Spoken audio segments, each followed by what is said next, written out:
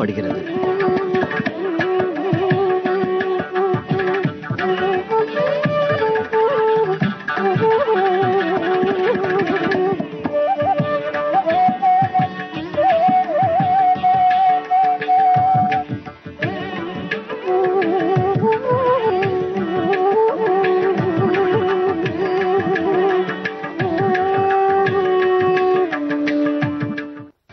ஆபதாம் அபஹர்த்தாரம் தாத்தாரம் சர்வசம்பதாம் லோகாபிராமம் ஸ்ரீராமம் பூயோ பூயோ நமாம்யகம்.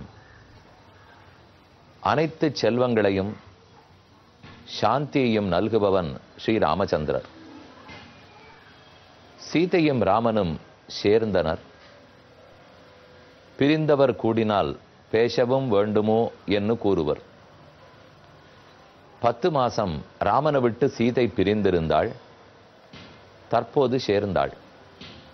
அதுவும் ஒரு பெரும் குழப்பம் தீர்ந்து சேர்ந்தாள்.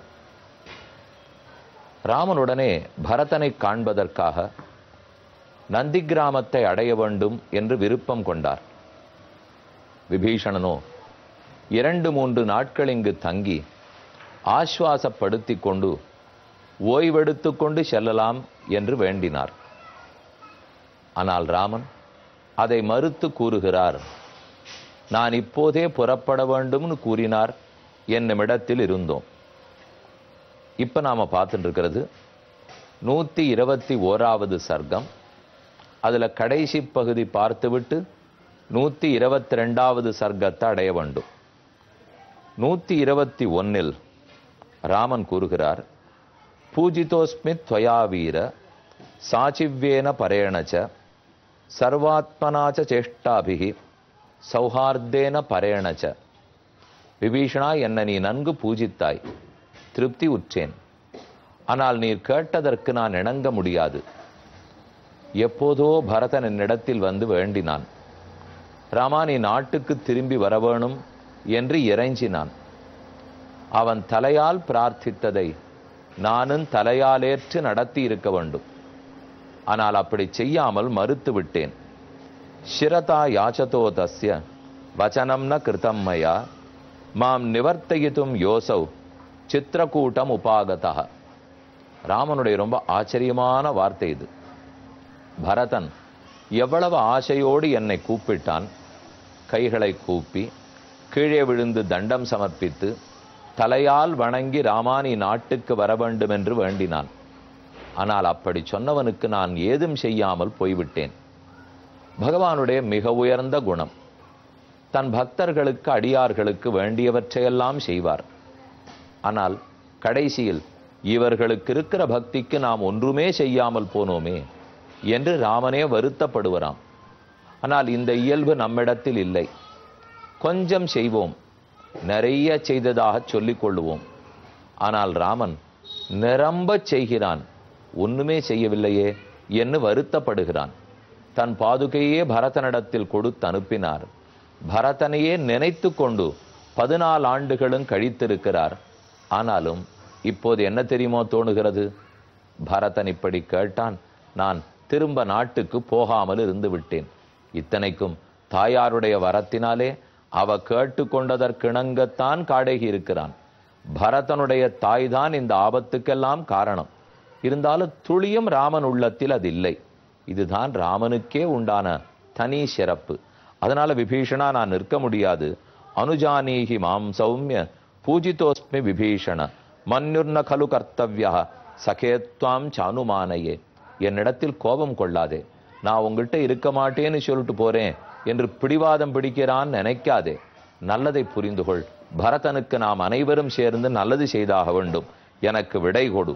உபஸ்திதம் அநாதிருஷ்டம் தன் விமானம் மனோஜவம் நிவேதயித்வா ராமாய தஸ்தௌ தத்ர விபீஷண.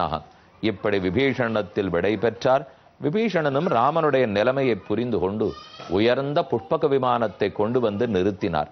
பார்த்தாலே ஆச்சரியமான விமானம். ராமன் அதில் ஏறிக்கொள்ளப் போகிறார். நந்தி கிராமத்தை நோக்கி பறக்க போகிறார். நாம அடுத்த சர்க்கத்தை அடைகிறோம். 122வது சர்க்கம். வானரோத்தமர்கள் அனைவரும் விபீஷணனும் சேர்த்து அதே புஷ்பக விமானத்தில் ஏறி அமர்கிறார்கள். விமானம் புறப்படுகிறது. நமக்கு தோணும், குரங்குகள் அத்தனை பேரையும் அதுல எங்க ஏறினார்கள்? விபீஷணன் எதற்காக விமானத்தில் வந்தான்? அவன் இருந்து லங்கையைத்தானே பாதுகாத்திருக்க வேண்டும் என்று தோணும். ஆனால் அதெல்லாம் நடக்கவில்லை. நடந்த சரித்திரம் பார்ப்போம். அந்த சரித்திரத்தை பார்ப்பதற்கு முன்னால் ஒரு கோயிலிலிருந்து அதை பார்க்க போகிறோம். இப்போதடியேன் இருப்பது அம்மாப்பேட்டை கோதண்டராமர் ஜெயவீர ஆஞ்சநேயர் தசபுஜ ஆஞ்சநேயருடைய திருக்கோவில், கோதண்டராம சுவாமி கோவில். அம்மாப்பேட்டை தஞ்சாவூரிலிருந்து நாகப்பட்டினம் போகும் மார்க்கம். அதிலே ஷாலியமங்கலம், ஷாலியமங்கலத்திலிருந்து நீடாமங்கலம் போகும் மார்க்கம். அதில் 20வது கிலோமீட்டரில் உள்ளது ஆச்சரியமான இந்த கோவில். கோவில் இயற்கை சூழலில் உள்ளது. அழகான கோவில். கோவில் இருக்கிற தோட்டத்திலிருந்து தான் இப்ப அடியேனும் உங்களிடத்துல பேசிட்டு இருக்கேன். 200 ஆண்டுகள் பழமையான கோவில். பாஞ்சராத்திர ஆகமத்தின்படி ஆராதனம் நடைபெற்று வரும் கோவில். கோயிலுக்குள் நுழைகிறோம். ரொம்ப ஆச்சரியமான ஆஞ்சநேயர், கருடன் ஆகியோர் எழுந்தருளி உள்ளனர். பெரிய கோபுரம். கோபுரத்திலேயே கோதண்டராமர், ஆஞ்சநேயர் போன்றவர்களுடைய சுதை பிம்பங்கள் வரவேற்கின்றன. பல நிலைகள் உள்ள கோபுரம். கோபுர தரிசனம் பண்ணினாலே பாபங்கள் அத்தனையும் தொலையும்னு கூறுவார்கள். கோபுரத்தை சேவிச்சுக்கிறோம், உள்ளே செல்கிறோம். இதோ பலிபீடம். அருகிலே விழுந்து நமஸ்கரித்து கொள்ளுகிறோம். தனித்து ஆஞ்சநேய சுவாமி மூலவர் எழுந்தருளி உள்ளார். ஜெயவீர ஆஞ்சநேய சுவாமி இதோ வலது கையாலே அபயஹஸ்தம் காட்டுகிறார். கைகளை தூக்கி அஞ்சேல், கவலைப்படாதீர்கள் என்று நமக்கு சொல்லும் அபயஹஸ்தம். இடது கையை தன் இடுப்பில் வைத்திருக்கிறார். இடது கை இடுப்பில், வலது கையாலே அபயமுத்திரை. தன்னுடைய கைக்கும் தோளுக்கும் இடுக்கில் நீண்ட கதையை பிடித்திருக்கிறார். 2 கதை இவருக்கு மட்டும். கும்பகோணத்தில் இருக்கும் ராமசுவாமி கோவிலில் லக்ஷ்மணனே ராமனுடைய வில்லையும் சேர்த்து பிடித்திருப்பார். அதே போல இந்த திருக்கோயிலில் ஆஞ்சநேய சுவாமியே 2 கதைகளோடு எழுந்தருளி உள்ளார். அடுத்து ரொம்ப ஆச்சரியமான கருடன். கருடன், ஆஞ்சநேயர் இவர்கள் போன்றவர்கள்தான் ஆகாயத்தில் பறந்து செல்வதற்கு அத்தனை சாமர்த்தியம் உடையவர்கள். கருடனையும் தரிசித்துக் கொண்டோம். மேலும் கோயிலுக்குள் செல்கிறோம். தசபுஜ ஆஞ்சநேயர் ரொம்ப ஆச்சரியமா எழுந்தருளி உள்ளார். உற்சவர் உள்ளார். 10 திருக்கைகள். 10 திருக்கைகளிலும் 10 ஆயுதங்கள். நம்ம ரட்சிப்பதற்காகவே ஆயுதங்களை ஏந்தி உள்ளார். பகவானுடைய காரியம், பாகவதர்களுடைய கைங்கரியம், இதற்காகத்தான் இத்தனை கைகளிலும் இத்தனை ஆயுதங்கள் பிடித்திருக்கிறார் போலும்.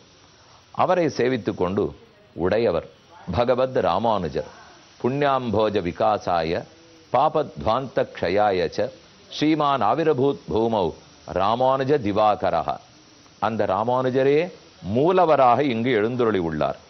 நீங்க நன்கு சேவிக்க வேண்டியது ஜெயவீர ஆஞ்சநேயர் மூலவராக உள்ளார்.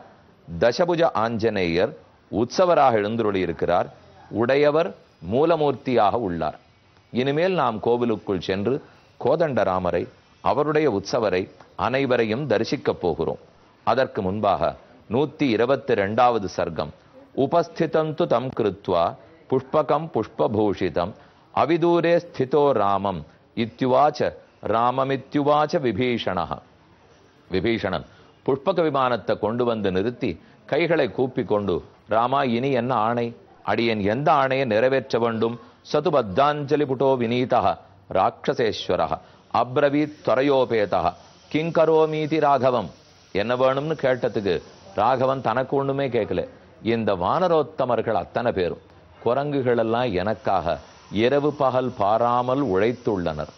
அவர்களுக்கு வேண்டிய அளவுக்கு அன்னபானம், ஆகார வகைகள், வஸ்திரங்கள், ரத்தனம், வைடூரியம், தங்கம் என்னென்ன அவர்களுக்கு நீ பரிசு கொடுக்க முடியுமோ விபீஷணா, அதெல்லாம் கொடு. ரத்னைஹி ரதைச்ச விவிதைஹி சம்பூஜ்யந்தாம் விபீஷணன் த இமே கிருதகர்மாணः சர்வயேவ வனௌகசः தனரத்ன பிரதானைச்ச கர்மைஷாம் சபலம் குரு.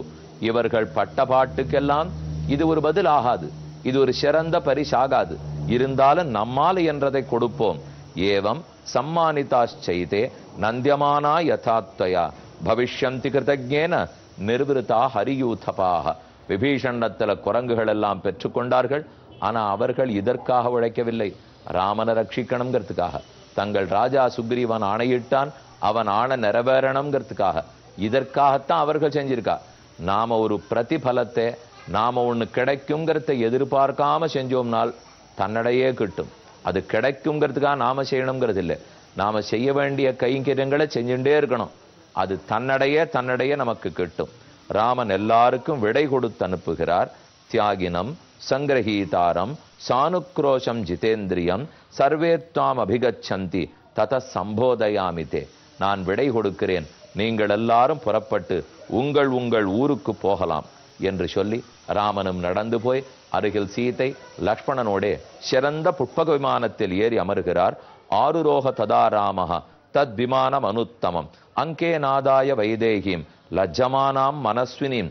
வெட்கப்பட்டு கொண்டு புனிசிரிப்போடு நின்றிருந்த சீதையை எழுப்பி தன் மடியில் அமர்த்தி கொண்டார். லஜ்ஜமானாம் மனஸ்வினிம் லக்ஷ்மணேன சஹபிராத்ரா விக்ராந்தேன தனுஷ்மதா. நீண்ட வில்லை கையில் பிடித்து ராமனுக்கு எப்போது என்ன செய்ய வேண்டும் என்று காத்து கொண்டிருந்த லக்ஷ்மணனும் ஏறிவிட்டார். அப்ப ராமன் கூறுகிறார், மித்திர காரியம் கிருதமிதம் பவத்திர் வானரஷபாக அனுஜாதா மயா சர்வே யதேஷ்டம் பிரதிகச்சத. எனக்கு இனிமேல் ஒப்பு சொல்ல முடியாதபடி சிறந்த தொண்டு புரிந்திருக்கிறீர்கள், அனுமதி அளிக்கிறேன்.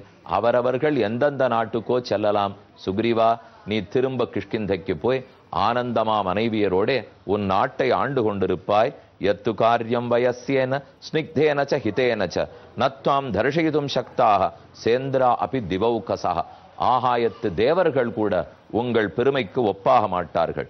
நான் இப்போது அயோத்திக்கு செல்லுகிறேன். அயோத்தியாம் பிரதியாஸ்யாமி ராஜதானிம் பிதுர்மம அபியனுஜாதுமிச்சாமி சர்வான் ஆமந்திரயாமி வஹ. ஊஜுஹு பிராஞ்சலய சர்வே ராட்சசச்ச விபீஷணாக. ராமன் இப்படி சொல்லி புறப்பட எத்தனித்தார். அதே சமயம் விபீஷணன் கைகூப்பிண்டு பிரார்த்திக்கிறார், ராமா, காரியம் முடிஞ்சு போச்சு, வாஸ்தவம், நாங்களே எங்க ஊருக்கு போகலாம். இருந்தாலும் எங்க அத்தனை பேருக்கும் உன்னோட கூட வந்து அயோத்தி அடைந்து அங்க நடக்கிற பட்டாபிஷேகத்தை கலந்துக்கணும்னு ஆசை. நீ அனுமதி அளித்தாயானால் நாங்களும் உன் கூட வர வேண்டும். ஆச்சரியப்பட்டார்கள். இத்தனை பேர் எப்படி ஏறிண்டு போக முடியும்? விமானம் தான். என்னால் அந்த விமானத்தின் தனி சிறப்பே எத்தனை பேர் ஏறினாலும் அனைவருக்கும் அது இடம் கொடுக்கும். முத்யுக்தா விசரிஷ்யாமஹ வனான் உபவனானிச்ச அயோத்தியாம் கஞ்சுமிச்சாமஹ திருஷ்டுவாத்வாம் அபிஷேகார்க்கம் கௌசல்யாம் அபிவாத்தியச்ச. நாங்கள்லாம் கௌசல்யை வணங்க வேண்டாமா? ராம, அனுமதி கொடுப்பாயா? ராமனுக்கு பகு சந்தோஷம். நீங்க அத்தனை பேரும் வந்திருந்து பட்டாபிஷேகத்தை நடத்துவீர்கள் என்றால் பரம திருப்தி. நான் பாக்கியம் பண்ணினவன் ஆகிறேன். வாருங்கள், சீக்கிரம் ஏறுங்கோ. பிரியாத் பிரியதரம் லப்தம் யதஹம் சுஜனஹ. எனக்கு பிரியத்தை விட இன்னும் அன்பானது நடந்திருக்கு. க்ஷிப்ரமாரோக சுக்ரீவ விமானம் சகவானரைஹி. வானர கூட்டத்தோடே சுக்ரீவா விமானத்தில் ஏறி அமர்வாய். விபீஷணனும் ஏறினான். குரங்கு கூட்டமே ஏறிற்று. மொத்த பேர் ஆகாசத்தை நோக்கி கைகூப்பினர். உடனே விமானமும் புறப்பட்டது. அயோத்தியை நோக்கி செல்லுகிறது. நேர நந்தி கிராமத்துக்கு போயிடுத்தா அயோத்திக்கு போச்சா பார்ப்போம். போகல. பரத்வாஜ ஆசிரமத்தில் இறங்கினார். அங்க மட்டும் நேர போனாரா? இல்ல, கிஷ்கிந்தைக்கு மேல பறந்து போயிருக்கார். எங்கு போனார்னு காத்திருந்து பார்ப்போம். ஒரு அறிவிப்பு. செப்டம்பர் மாதம் 12, 13, 14 ஆகிய தேதிகளில் ஹோசூரில் ஆவலப்பள்ளி